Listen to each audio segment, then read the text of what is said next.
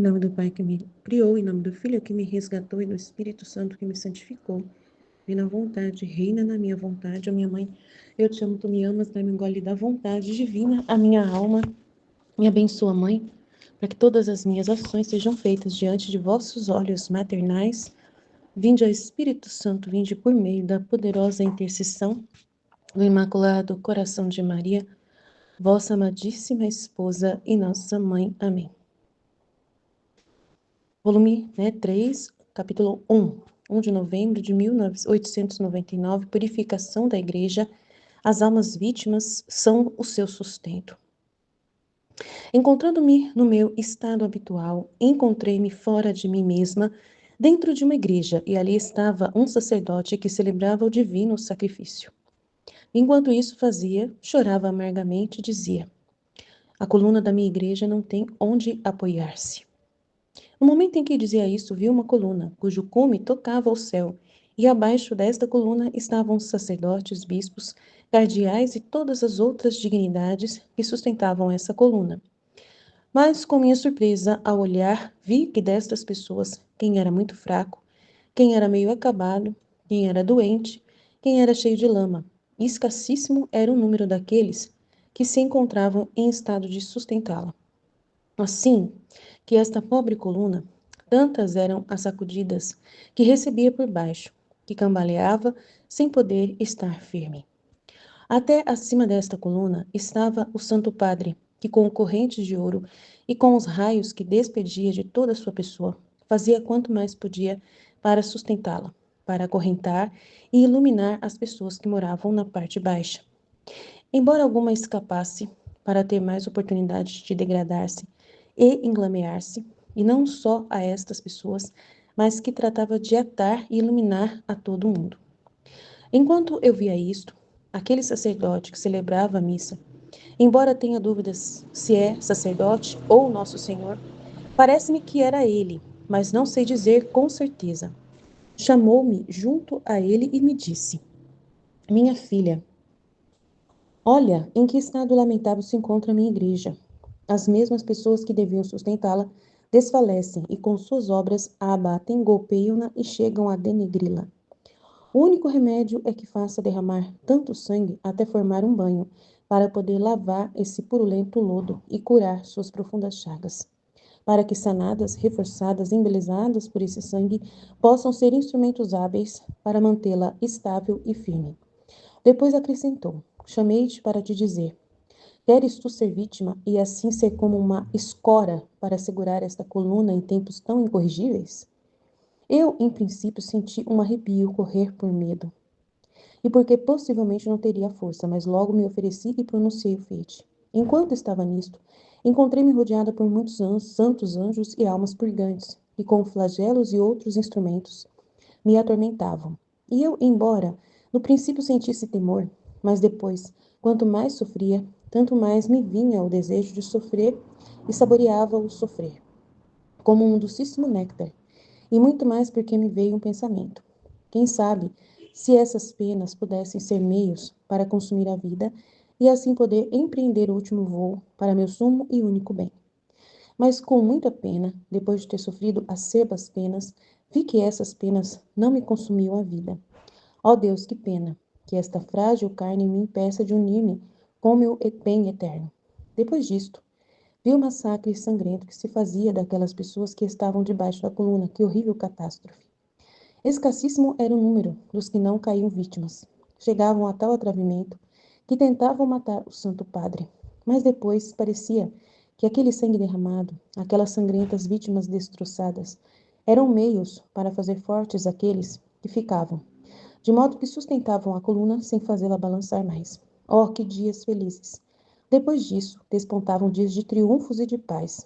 A face da terra parecia renovada, a coluna adquiria seu primeiro brilho e esplendor. Ó dias felizes! De longe eu vos saúdo, pois tanta glória dareis à igreja e tanta honra a Deus que é sua cabeça. Então é forte, né? Então vai ter um massacre, né? Muito sangrento, uma guerra na igreja, né? E eram vítimas, muitas vítimas, que tentavam até matar o Papa. Então não é fácil não, né, gente?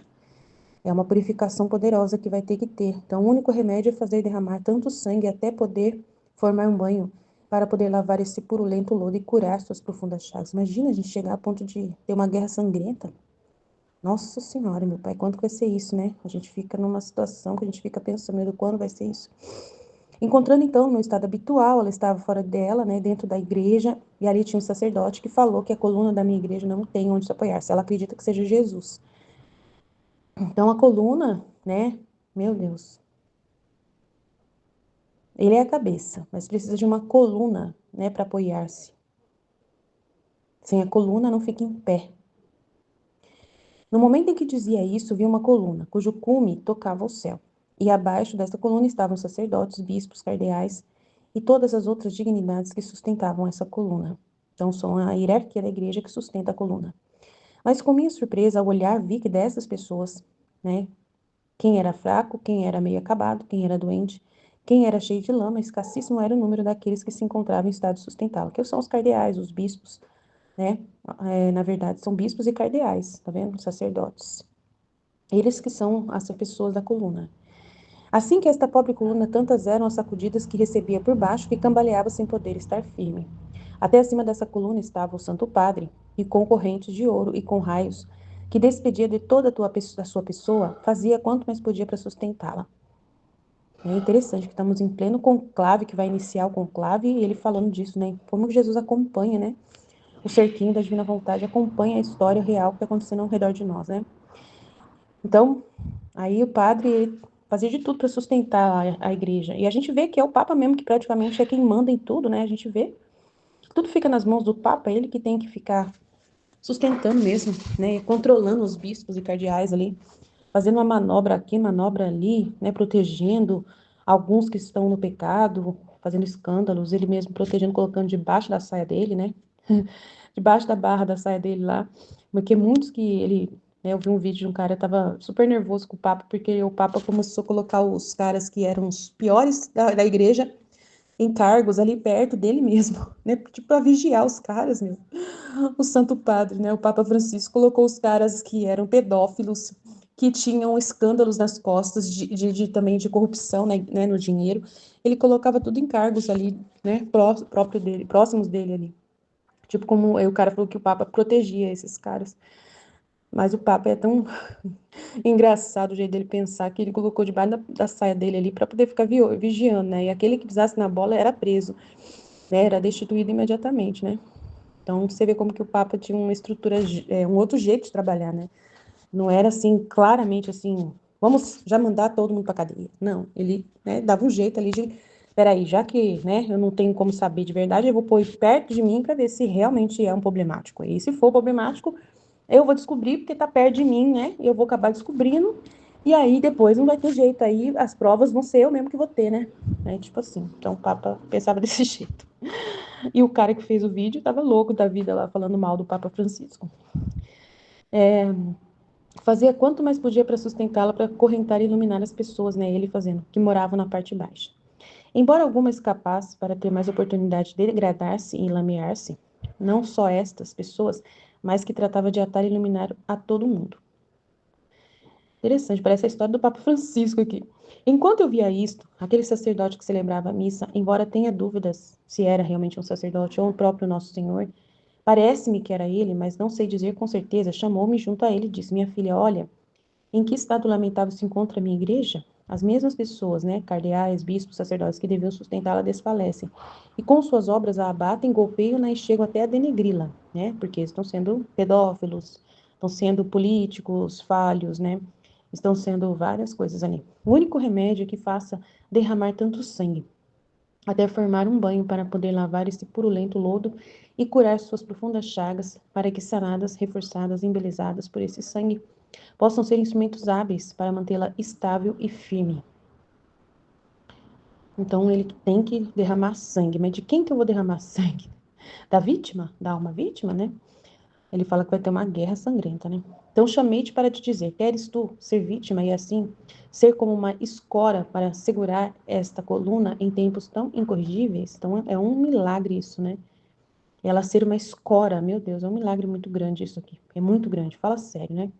Eu, em princípio, senti um arrepio correr por medo, e porque possivelmente não teria força, mas logo me ofereci e pronunciei o Fiat. Enquanto estava nisso, encontrei-me rodeada por muitos santos, anjos e almas purgantes que com flagelos e outros instrumentos me atormentavam. E eu, embora no princípio sentisse temor, mas depois, quanto mais sofria, tanto mais me vinha o desejo de sofrer e saborear o sofrer como um docíssimo néctar. E muito mais porque me veio um pensamento: quem sabe se essas penas pudessem ser meios para consumir minha vida e assim poder empreender o último voo para meu sumo e único bem. Então ela pensou que isso poderia levá-la embora, né? Morrer, né? Deixar a terra. Mas com muita pena, depois de ter sofrido acerbas penas, vi que essas penas não me consumiu a vida. Oh Deus, que pena! Eu queria morrer. Depois disso, vi o massacre sangrento que se fazia daquelas pessoas que estavam debaixo da coluna. Que horrível catástrofe! Escassíssimo era o número dos que não caíam vítimas. Chegava a tal atrevimento que tentava até matar o Santo Padre. Então, quem está debaixo da coluna? Né? Os leigos? Né? Os religiosos, os leigos? Mas depois parecia que aquele sangue derramado, aquelas sangrentas vítimas destroçadas, eram meios para fazer fortes aqueles que ficavam, de modo que sustentavam a coluna sem fazê-la balançar mais. Então, ele fala que embaixo, né, as pessoas ali na hierarquia eram coluna, né? E o Papa tentava manter as pessoas debaixo, da parte baixa, iluminar e acorrentar, né? Fazia quanto mais podia para sustentá-la, para acorrentar e iluminar as pessoas que moravam na parte baixa.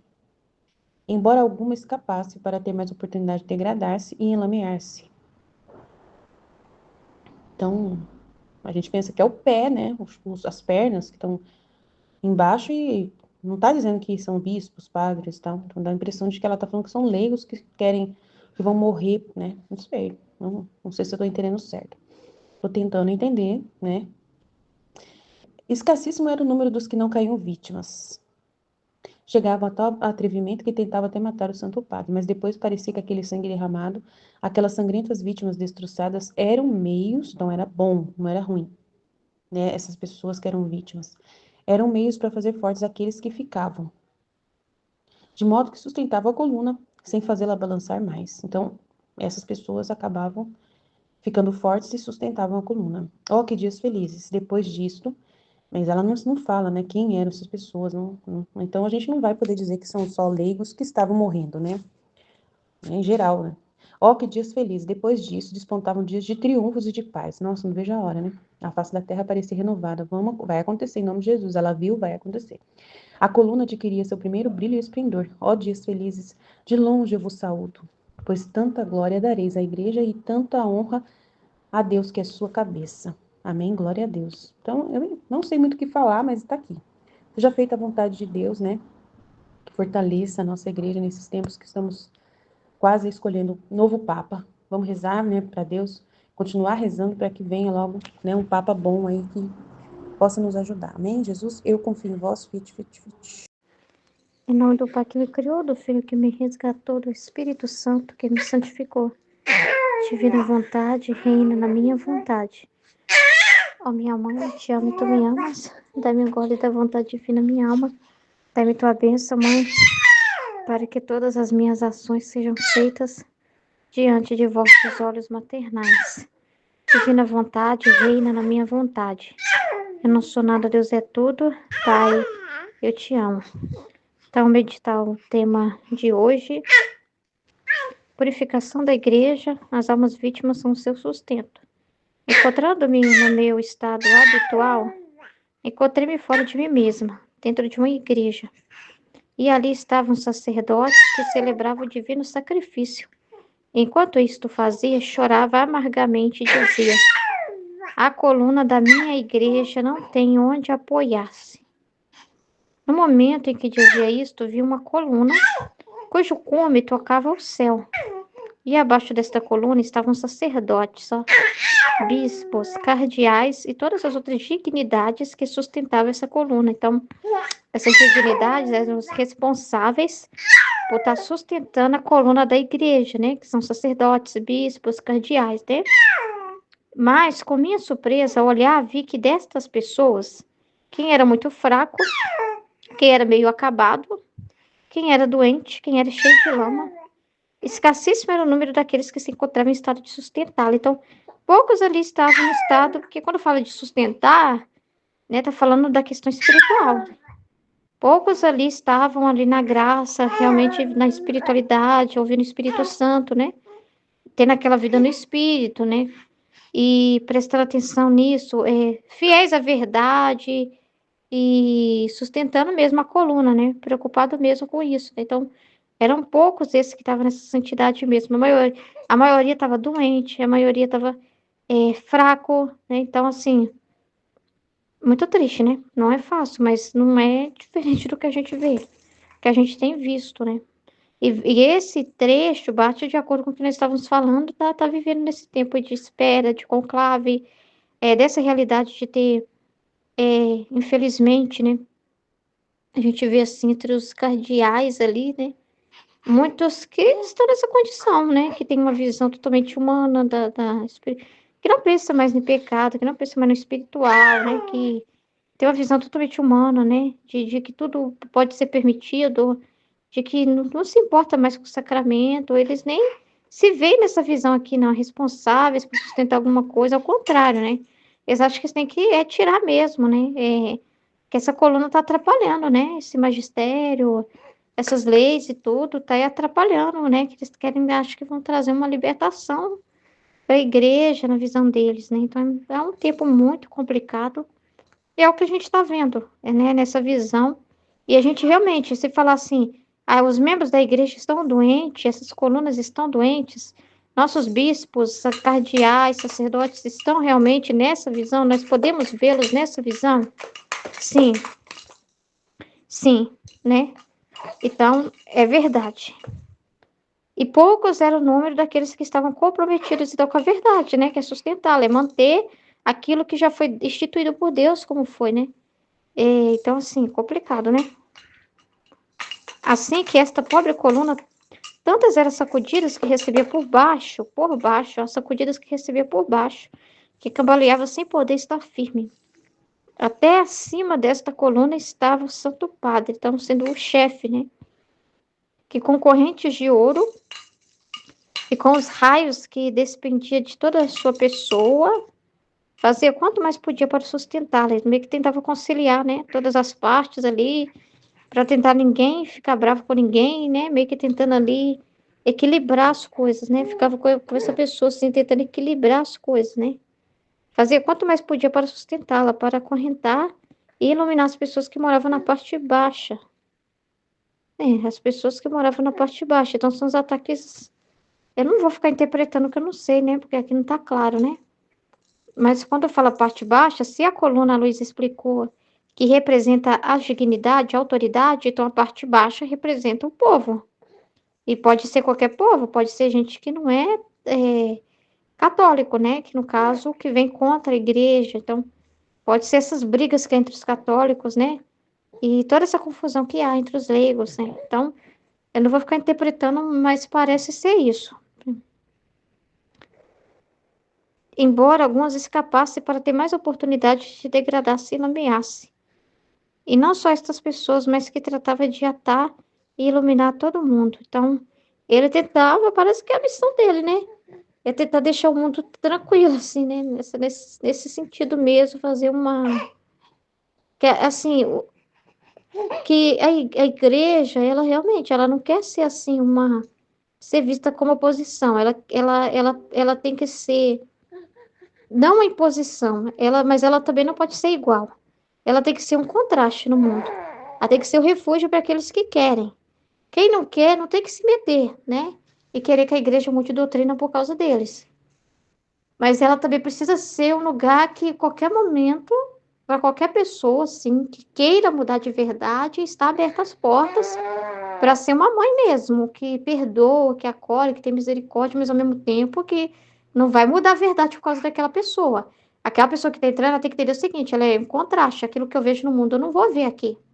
Né? Então, eu estou saindo dessa correnteza do mundo, eu não quero mais me lamear, estou fugindo, né? E estou vindo como se fosse uma barca, né? Que está te salvando da correnteza do mundo. Ela precisa ser assim, né? Só que, infelizmente, né? a mentalidade de que tem que ser amiga do mundo para o mundo não ficar contrariado com ela. Mas, na verdade, Jesus não foi amigo do mundo, né? E os apóstolos também não foram amigos do mundo. O destino deles foi de Jesus. E Jesus falou: o mundo vai vos odiar, não adianta. Você vai dizer a verdade e a verdade vai incomodar, né? A verdade vai incomodar. Vai ter quem vai ficar iluminado, que vai abrir os olhos, mas também vai ter aqueles que não vão gostar. E não adianta chorar, porque o mundo quer libertinagem, o mundo quer fazer qualquer coisa. O mundo não quer lei. E a igreja lembra essa estrutura em que há ordem, há uma coluna ali, há um firmamento ali, tem base. É uma coisa que está inclinada para o céu, né? Então, assim, se o homem quer sair dessa dimensão pecaminosa, aí ele tem que entender que ela não vai facilitar, não pode facilitar. Não, ao contrário, ele tem que mudar, né? Então, assim, é complicado, né? Enquanto eu via isto, então os membros fracos da igreja, é aqueles também que às vezes não conseguem dizer não para o mundo, né? É aqueles que não conseguem dizer não, eles não têm aquela força, aquela coragem, né? De renunciar, de pela verdade, né? De escolher a verdade. Às vezes escolhe a criatura do que é a verdade, né? Então, não são pessoas que não têm firmeza, né? Não teve aquela espiritualidade, né? Mesmo, né? Acabou, ao contrário, em vez deles influenciarem para a fé, eles são influenciados pelo mundo, né? Então, enquanto eu via isto, aquele sacerdote que celebrava a missa, embora tenha dúvida se o sacerdote era o sacerdote ou nosso Senhor, parece-me que era ele, mas não sei dizer com certeza, chamou-me junto a ele e disse-me: minha filha, olha em que estado lamentável se encontra a minha igreja. Então, gente, é o que a gente está vendo, né? Quando a gente vê os escândalos, essa realidade, o que, que nós estamos vendo? Nós vamos poder confirmar o livro do céu, nós podemos confirmar o livro do céu, né? Nós estamos vendo os membros doentes. É isso que a gente viu, quando a gente viu lá o vídeo do rapaz, né, falando dos cardeais, que vão participar do conclave. O que, que a gente vê? Membros doentes, então confirmação do que Jesus está falando no livro do céu. Estão doentes, estão contaminados pelo germe do mundo, né? As mesmas pessoas que deviam sustentá-la, ou seja, né, que se dá um testemunho favorável à verdade, né, à igreja, mas desfalecem, eles desfalecem, e com suas obras a abatem. Então, que são essas coisas loucas, né, que eles também acabam falando, obras, planos, projetos, defesas que eles têm, né, golpeiam-na e chegam a denegri-la, denegrir, porque quem ouve fica assim, até quem não é católico fica, que é isso? Até eles estão se rendendo a isso, nossa, que vergonha, as pessoas ficam assim escandalizadas, né? Então, assim, não dão aquela dignidade, né? Não estão honrando o que estão vestindo, não estão honrando os votos, né? Então, assim, não estão honrando isso, né? Então, o único remédio é que faça derramar tanto sangue até formar um banho para poder lavar esse purulento lodo e curar suas profundas chagas. Então, o derramamento de sangue mesmo, Jesus fala que a igreja seria lavada no próprio sangue. E eu não sei se esse derramamento de sangue, eu não vou interpretar aqui, né? Eu não sei se tá falando literal mesmo, né? Se é assim, há umas vítimas, assim, vítimas mesmo, não é, e morrer em perseguição, essas realidades. Mas se tá falando desse jeito, é desse jeito, né? Que faça derramar tanto sangue, até formar um banho para poder lavar esse purulento lodo e curar suas profundas chagas para que sanadas, reforçadas e embelezadas por esse sangue, possam ser instrumentos hábeis para mantê-la estável e firme. Então, o próprio sangue, né, vai ser o elemento para purificar. Então, a igreja está passando por um processo de purificação. Né? Então, todas essas questões que a gente está vendo aí, a gente tem que ter também paciência, né? Essas revoltas entre tradicionalista versus progressista, né? Toda essa realidade de pessoas que não aceitam a missa nova e não vão, e aqueles que é a teologia da libertação também, e toda essa realidade que a gente vê de conflito de um falando do outro, acaba sendo meio da purificação da própria igreja, né? Então, chamei-te para te dizer, queres tu ser vítima, e assim ser como uma escora para segurar esta coluna em tempos tão incorrigíveis? Então, a Luísa é chamada a ser vítima, né, nesses tempos. Bom, Então, é o espiritual também, né? Não tá falando, pelo que eu vi, a Luísa não passou assim. Apesar que ela sofreu as dores da paixão nela, né? Mas, assim, essa vítima, essa pessoa que vive para rezar, né? Para ofertar qualquer seu sofrimento em prol, né? Dessa realidade que Jesus está pedindo, né? Então pode ser todo tipo de sofrimento moral também, né? Não é só derramamento de sangue e tal. Talvez então não é só derramamento de sangue assim, né? Não é só nesse sentido que tá falando. Não sei. Eu, em princípio, senti um arrepio correr por medo. E porque possivelmente, acho que tem a ver com a alma, sabe? É a alma, a vida, né? O sangue é a vida, a alma, né? A entrega, dedicar-se, abrir mão de si mesmo, né? Então, eu, em princípio, senti um arrepio correr por medo. E porque possivelmente não teria força, mas logo me ofereci para o seio fit. Enquanto estava nisto, encontrei-me rodeada por muitos santos, anjos e almas purgantes, que com flagelos e outros instrumentos me atormentavam. Então, ó. E eu, embora no princípio sentisse temor, mas depois, quanto mais sofria, tanto mais me vinha o desejo de sofrer. E ter sofrimento na carne mesmo, né? Tanto mais me vinha o desejo de sofrer e saboreava o sofrer como um docíssimo nectar. E muito mais porque me veio o pensamento, quem sabe se essas penas pudessem ser meios para consumir minha vida e assim eu poder empreender o último voo para o meu sumo e único bem. Então, talvez com a esperança de morrer com essas penas.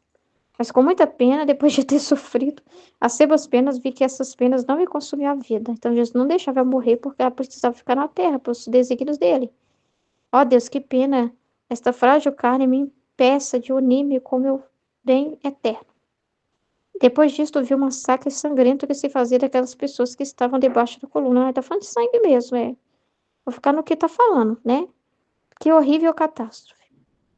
Escassíssimo era o número dos que não caíam vítimas, chegavam a tal atrevimento que tentavam matar o Santo Padre. Ó, pra você ver. Não tinha, porque eles perdem o respeito por tudo que é santo, tá? Para eles, né, não vale nada as leis, os decretos, os documentos, e a pessoa também não, né? A gente vê isso, né? A gente viu uma coisa que me deixou muito triste, assim, a gente vê assim, que eu tava vendo o filme do Pedro, né? Do apóstolo Pedro, e as pessoas, né, falavam, Pedro ainda tá vivo. As pessoas tinham um respeito, um zelo, e falavam, não, Pedro, sua vida é muito preciosa. E todo mundo querendo se sacrificar no lugar dele, para ele não ser sacrificado, para manter ele, porque era importante, porque ele carregava o evangelho de Jesus. Mas assim, as pessoas tinham aquela coisa, sabe, aquele respeito, vendo assim o sagrado na pessoa, sabe? Respeitando quem ele era, né? Pela dignidade que Deus deu para ele.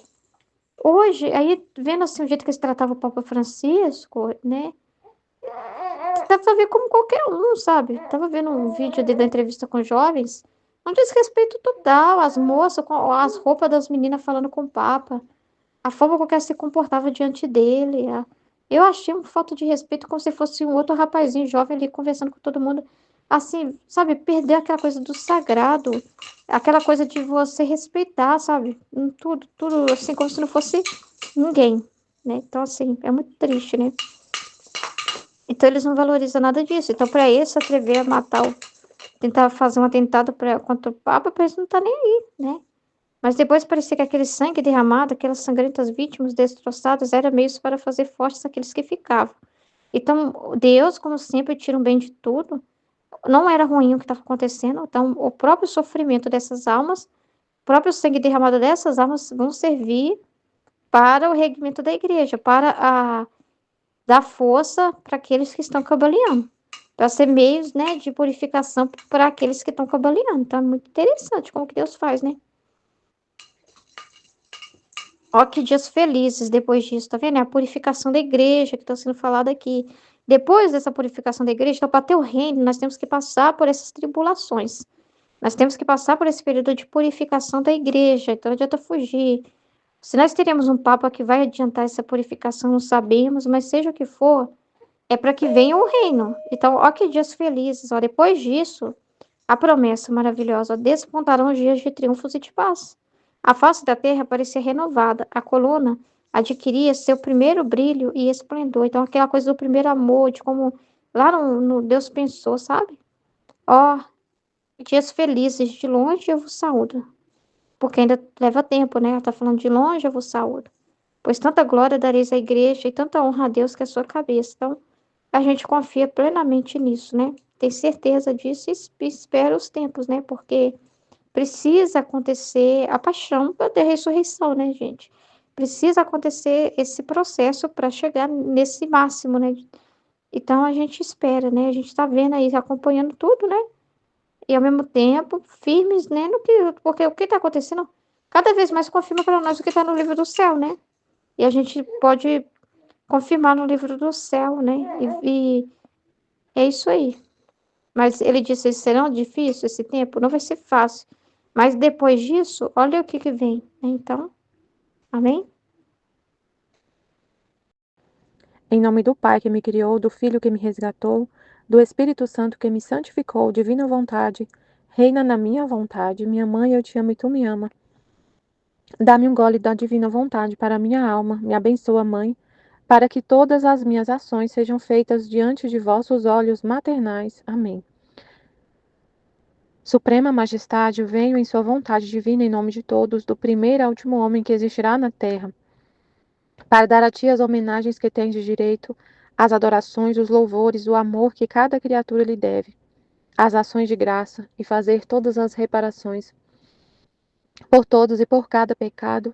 Venho, Senhor, na tua divina vontade, dou-te a minha vontade humana, por meio do imaculado coração de Maria, que possui todos os dons e os frutos da divina vontade.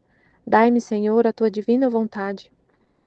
Vem, divina vontade, nesta ação que estou a fazer e em todas as ações que eu farei durante este dia. Amém, Fiat. Vinde, Espírito Santo, vinde por meio da poderosa intercessão do Imaculado Coração de Maria, vossa amadíssima esposa. Vinde, Espírito Santo, vinde por meio da poderosa intercessão do Imaculado Coração de Maria, vossa amadíssima esposa. Vinde, Espírito Santo, vinde por meio da poderosa intercessão do Imaculado Coração de Maria, vossa amadíssima esposa e nossa mãe. Amém. Livro do Céu, volume 3, capítulo 1. 1º de novembro de 1899. Purificação da Igreja. As almas vítimas são o seu sustento. Encontrando-me no meu estado habitual, encontrei-me fora de mim mesma, dentro de uma igreja. E ali estava um sacerdote que celebrava o divino sacrifício. E enquanto isso fazia, chorava amargamente e dizia: a coluna da minha igreja não tem onde apoiar-se. No momento em que dizia isto, vi uma coluna, cujo cume tocava o céu. E abaixo desta coluna estavam sacerdotes, bispos, cardeais e todas as outras dignidades que sustentavam essa coluna. Mas, com minha surpresa, ao olhar, vi que destas pessoas, quem era muito fraco, quem era meio acabado, quem era doente, quem era cheio de lama, escassíssimo era o número daqueles que se encontravam em estado de sustentá-la.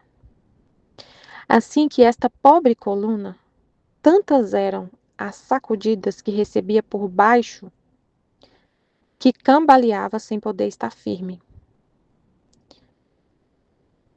Acima desta coluna estava o Santo Padre, que com correntes de ouro e com os raios que despendia de toda a sua pessoa, fazia quanto mais podia para sustentá-la, para acorrentar e iluminar as pessoas que moravam na parte de baixo. Embora alguma escapasse para ter mais oportunidade de degradar-se e enlamear-se. E não só a estas pessoas, mas que tratava de atar e iluminar todo o mundo. Enquanto eu via isto, aquele sacerdote que celebrava a missa, embora tenha dúvidas se é sacerdote ou nosso Senhor, parece-me que era ele, mas não sei dizer com certeza. Chamou-me junto a ele e disse-me: minha filha, olha em que estado lamentável se encontra a minha igreja. As mesmas pessoas que deviam sustentá-la desfalecem e com suas obras a abatem. golpeiam-na e chegam a denegri-la. O único remédio é que faça derramar tanto sangue até formar um banho. No momento em que eu dizia isto, vi uma coluna. Não, peraí. Minha filha, olha em que estado lamentável se encontra a minha igreja. As mesmas pessoas que deviam sustentá-la desfalecem e com suas obras a abatem, golpeiam-na e chegam a denegri-la. O único remédio é que faça derramar tanto sangue até formar um banho para poder lavar esse purulento lodo e curar suas profundas chagas, para que sanadas, reforçadas, embelezadas por esse sangue, possam ser instrumentos hábeis para mantê-la estável e firme. Depois acrescentou: chamei-te para te dizer: queres tu ser vítima e assim ser como uma escora para sustentar esta coluna em tempos tão incorrigíveis? Eu, em princípio, senti um arrepio correr por medo, e porque possivelmente não teria a força, mas logo me ofereci e pronunciei o fiat. Enquanto estava nisto, encontrei-me rodeada por muitos santos, anjos e almas purgantes, que com flagelos e outros instrumentos me atormentavam. E eu, embora no princípio sentisse temor, mas depois, quanto mais sofria, tanto mais me vinha o desejo de sofrer e saboreava o sofrer, como um docíssimo néctar. E muito mais porque me veio um pensamento. Quem sabe se essas penas pudessem ser meios para consumir a vida, e assim poder empreender o último voo para meu sumo e único bem. Mas com muita pena, depois de ter sofrido acerbas penas, vi que essas penas não me consumiam a vida. Ó Deus, que pena que esta frágil carne me impeça de unir-me com meu bem eterno. Depois disto, vi o massacre sangrento que se fazia daquelas pessoas que estavam debaixo da coluna. Que horrível catástrofe! Escassíssimo era o número dos que não caíam vítimas. Chegavam a tal atrevimento que tentavam matar o Santo Padre. Mas depois parecia que aquele sangue derramado, aquelas sangrentas vítimas destroçadas, eram meios para fazer fortes aqueles que ficavam, de modo que sustentavam a coluna sem fazê-la balançar mais. Oh, que dias felizes! Depois disso despontavam dias de triunfos e de paz.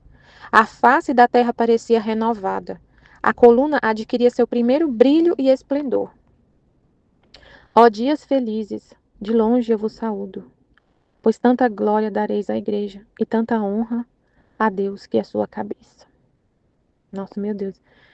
Vamos entender, Senhor, direitinho. Me explica para a gente direitinho essa visão incrível, né? E Jesus é maravilhoso, meu Deus. Ele cerca a gente assim, ele anda direitinho. Meu Deus, a gente está aí há 2 dias do conclave e Jesus vem mostrar a realidade da igreja. Jesus vem mostrar e falar a realidade da igreja. Vem falar da igreja, vem falar justamente dos cardeais. Está escrito aqui cardeais, bispos. Como que está a situação dos cardeais? Nossa, Jesus, é incrível. Ele mostra pra gente a situação dos que sustentam a igreja, que é essa coluna. Eu entendi assim, vou ler aqui, ó. Eu entendi que a coluna é a igreja. E quem sustenta a coluna, que está embaixo, o que sustenta a coluna? É o que está embaixo dela. É como se fosse uma árvore, né? Mas não é uma árvore, é uma coluna. Ele falou uma coluna. Uma coluna. A coluna, ela é sustentada pelo que está embaixo. Imagina, você faz uma casa, né? Vamos pensar numa torre. Uma coluna, uma torre.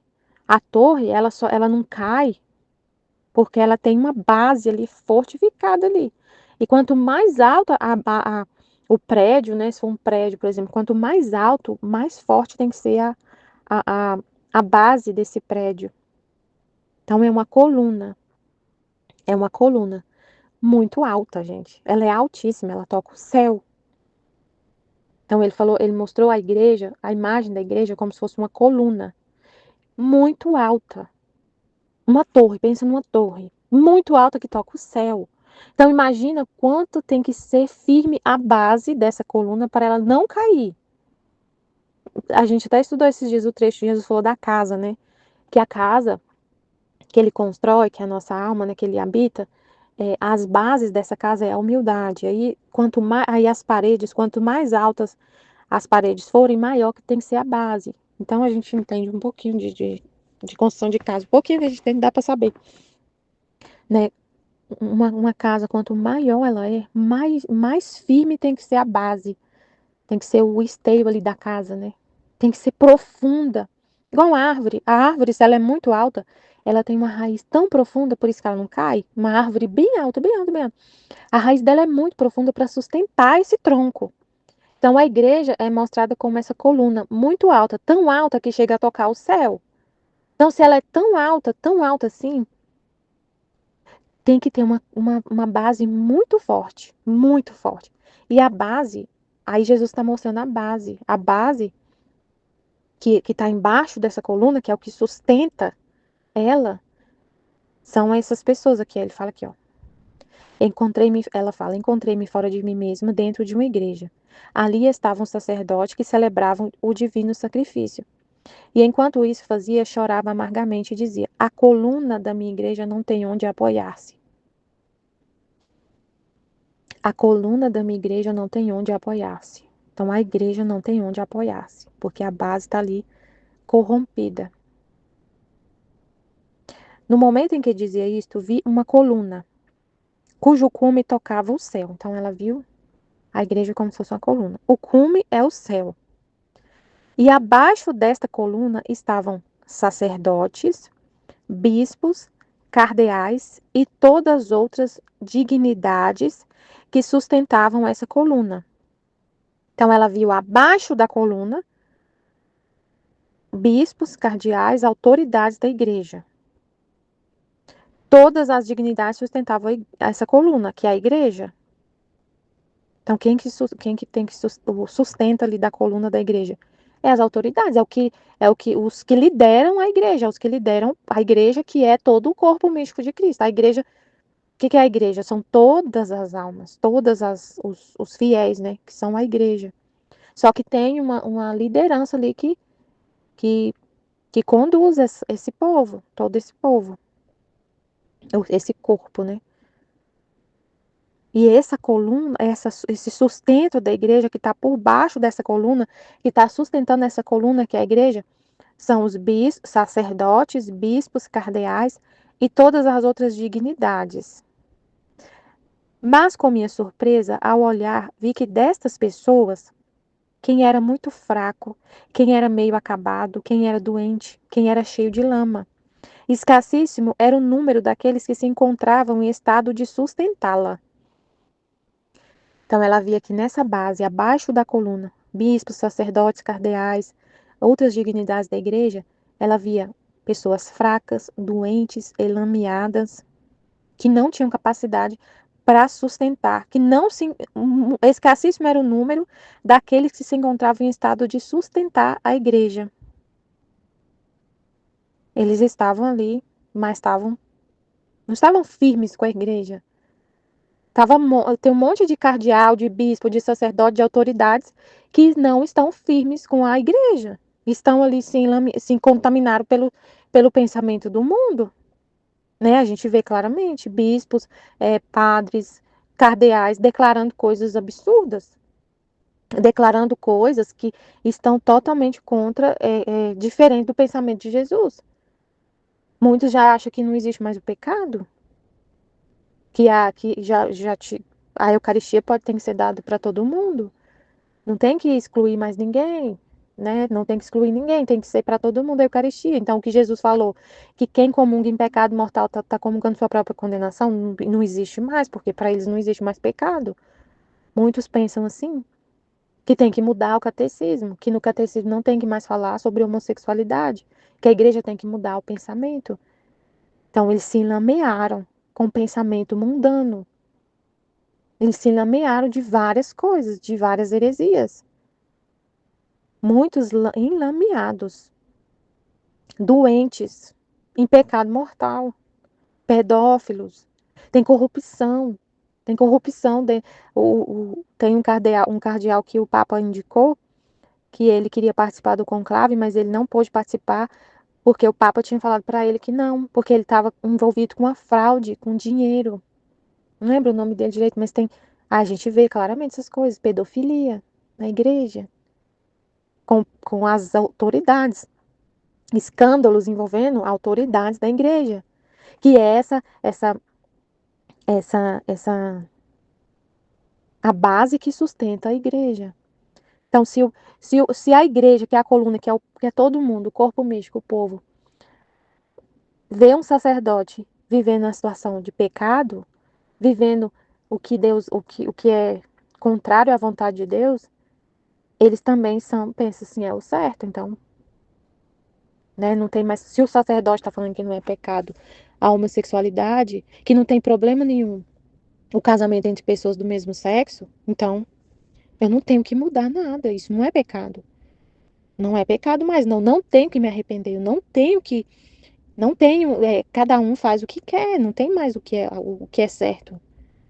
Então a base fica totalmente, a base que sustenta, que quem devia dar o exemplo, quem devia trazer a luz para falar o que é certo e o que é errado, fala que tudo é certo, então a coluna fica totalmente ali, é, é, totalmente sem sustento, né? A fé fica abalada, a verdade que é Deus já não tá abalada ali aquela rocha, aquela firmeza fica abalada, porque não, hoje você pode ser o que você quiser. E você vai receber a Eucaristia do mesmo jeito. Então é muito complicado, né? Então ela via quem era fraco, quem era meio acabado, quem era doente, quem era cheio de lama. E escassíssimo era o número daqueles que se encontravam em estado de sustentá-la.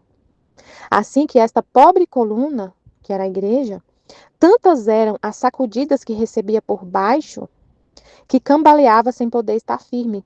Sacudidas que recebia por baixo. Os bispos, os, os, os cardeais preocupados com a ecologia, por exemplo.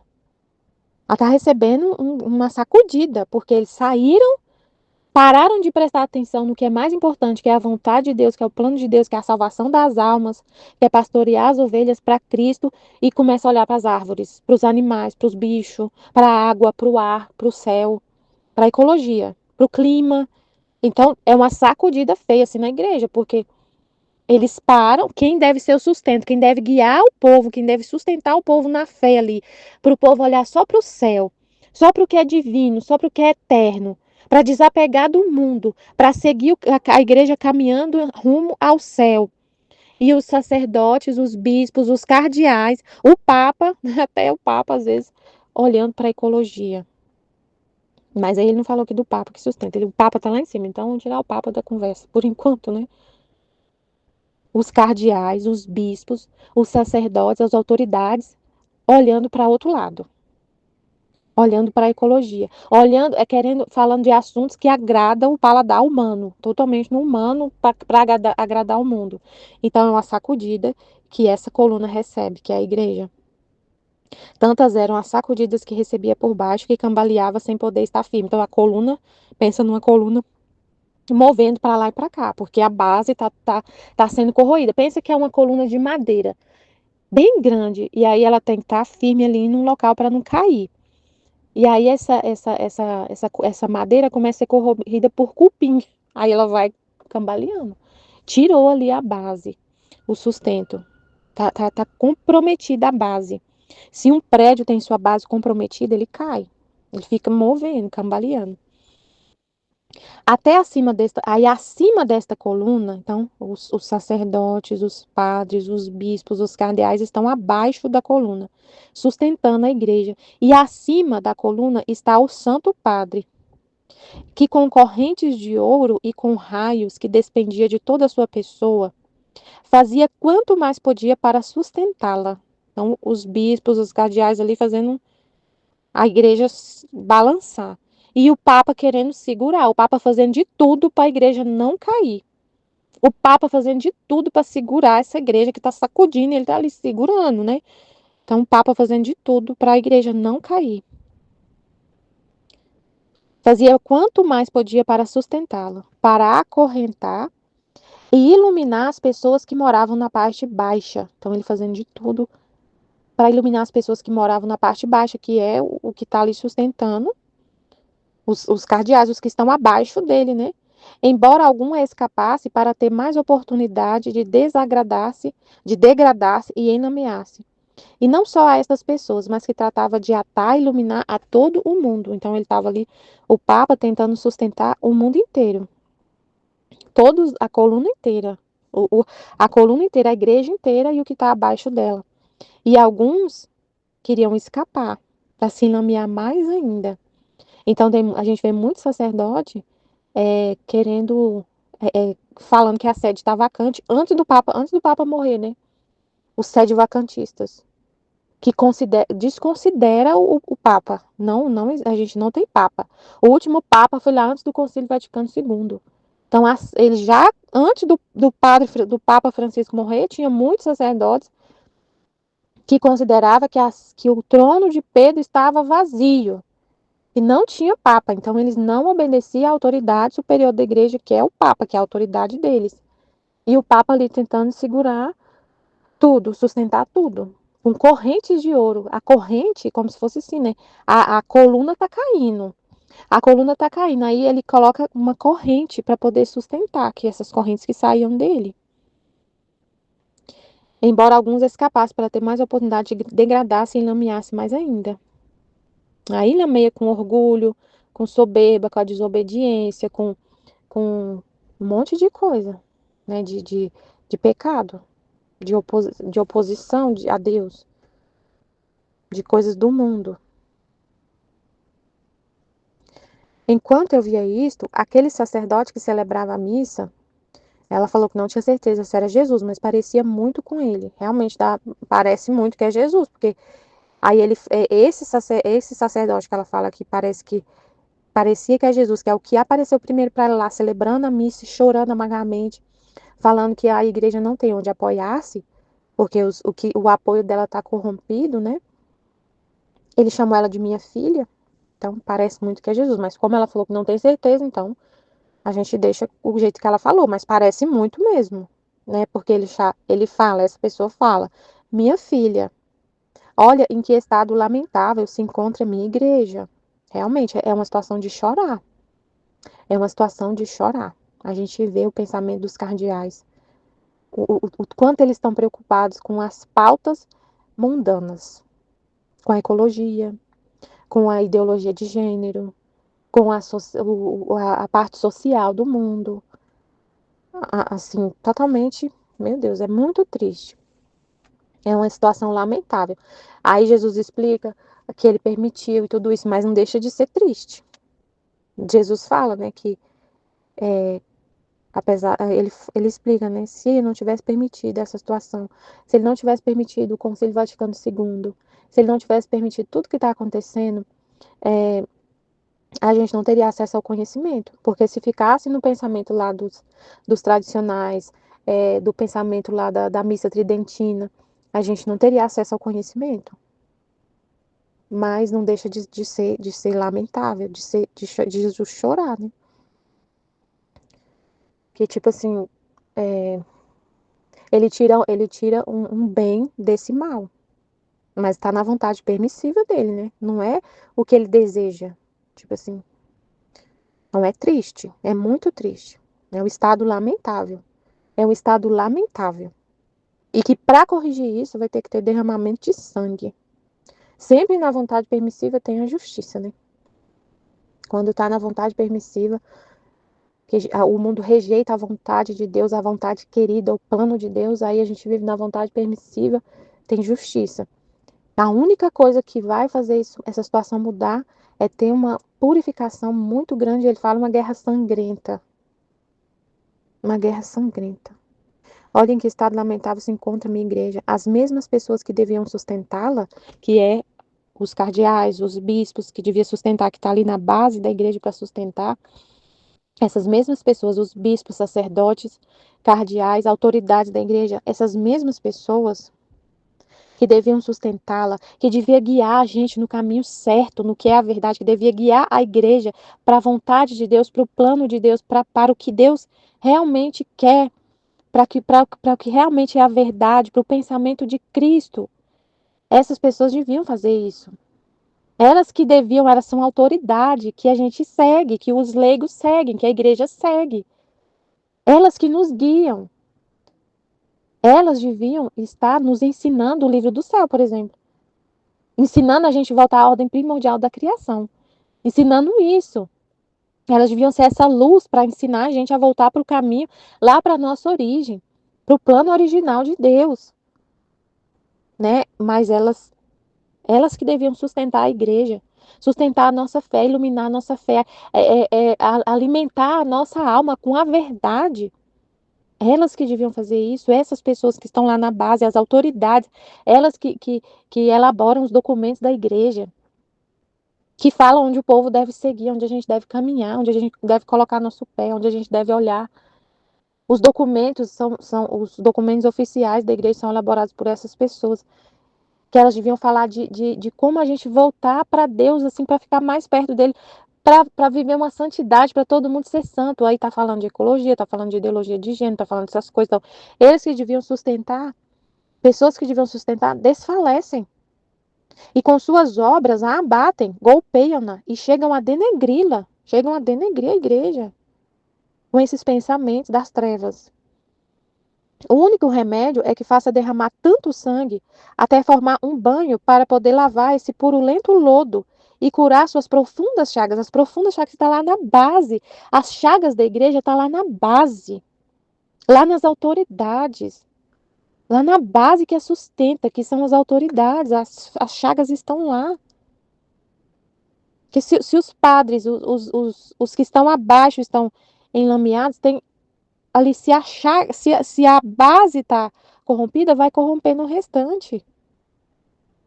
Se tem uma árvore que está com a raiz da árvore, por exemplo, está doente, todo o tronco vai ficar doente, todas as folhas vão ficar doentes. Então, assim, passa, né? Então, o único jeito é formar derramamento de sangue para formar um banho para poder lavar esse purulento lodo e curar suas profundas chagas, para que sanadas, reforçadas, embelezadas por esse sangue, possam ser instrumentos hábeis para mantê-la estável e firme. Então, eu fiquei pensando assim, Senhor, então, com essa guerra, com essa purificação que a gente não sabe, né, Senhor, um mistério, se é uma guerra mesmo, que vai derramar o sangue mesmo, ou é só uma guerra só de assim, não sei, eu não sei, Senhor, não sei. Você está falando de guerra é guerra, é sangue, derramamento de sangue, martírio. Então, que esse martírio, essa purificação sirva de exemplo para os bons. Sirva de exemplo, porque aí os que vão ser abatidos vão parar de fazer essas coisas, né? Vai sair, tipo assim, vai purificar, vai retirar essa maldade, vai retirar essas chagas. E os que ficarem, eles vão ficar mais firmes ainda. Vão ficar mais firmes ainda, porque viu o exemplo do que aconteceu com os que estavam fora com o que estavam doentes. O que aconteceu com os que estavam doentes? Foram aterrados. Então a gente não quer isso, a gente vai ficar aqui firme na verdade que é Cristo. E aí a igreja vai se reerguer, né? Depois acrescentou: chamei-te para te dizer: queres tu ser vítima e assim ser como uma escora para segurar esta coluna em tempos tão incorrigíveis? Tem uma escora, que é a vítima. A Luísa foi essa vítima, essa escora, para a igreja não cair. E aí a gente pensa: o que a Luísa trouxe? O que essa vítima trouxe? O conhecimento, a verdade. Nesses tempos tão incorrigíveis, a gente tem o livro do céu. Nesse tempo de tantas trevas, dessa crise na igreja que está abatida, né, que essa base, os cardeais, os bispos estão ali com essa lama, doentes, fracos e não está conseguindo sustentar, veio essa vítima que sustenta essa coluna e trouxe esse conhecimento do livro do céu. E a gente tem o livro do céu na nossa mão, no nosso celular, a coluna da igreja. Tá aí o conhecimento para todo mundo que está nessa coluna conseguir acessar esse conhecimento e ter o contato com o próprio Deus e ficar firme na verdade que vem do próprio Deus, da boca do próprio Deus. Se a gente não está ouvindo a verdade vindo da boca dos sacerdotes, dos bispos, dos cardeais, se eles não estão falando do pensamento divino, se eles não têm a mente de Deus na mente deles, o pensamento de Deus puro, puro, puro ali na mente deles, Jesus usa a vítima para trazer o pensamento dele e a gente ter acesso a ele e receber essa instrução do que fazer diretamente de Deus. Olha só que coisa incrível. A gente não está recebendo diretamente de um cardeal o que é a vida na divina vontade, a santidade divina, a santidade. Deus está falando diretamente com a gente. E ele usou a vítima para trazer esse conhecimento. Mas veio esse conhecimento através da igreja.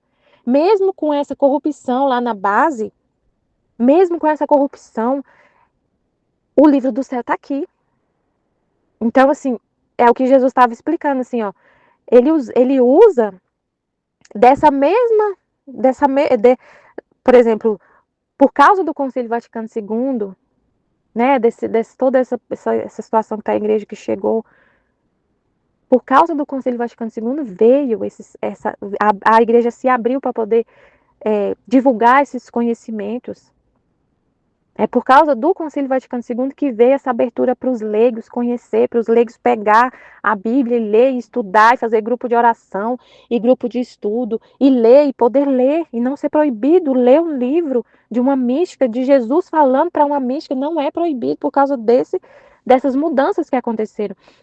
Essas mudanças trouxe esse mal, trouxe esse pensamento mundano, mas a gente teve acesso a esse conhecimento que veio através da Luísa, que é essa vítima que está segurando essa coluna.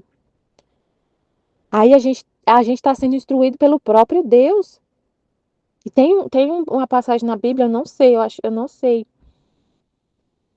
qual é, mas o nome do livro, mas fala assim, que tipo, Deus falando que os pastores não estão cuidando das ovelhas, que ele mesmo vai cuidar.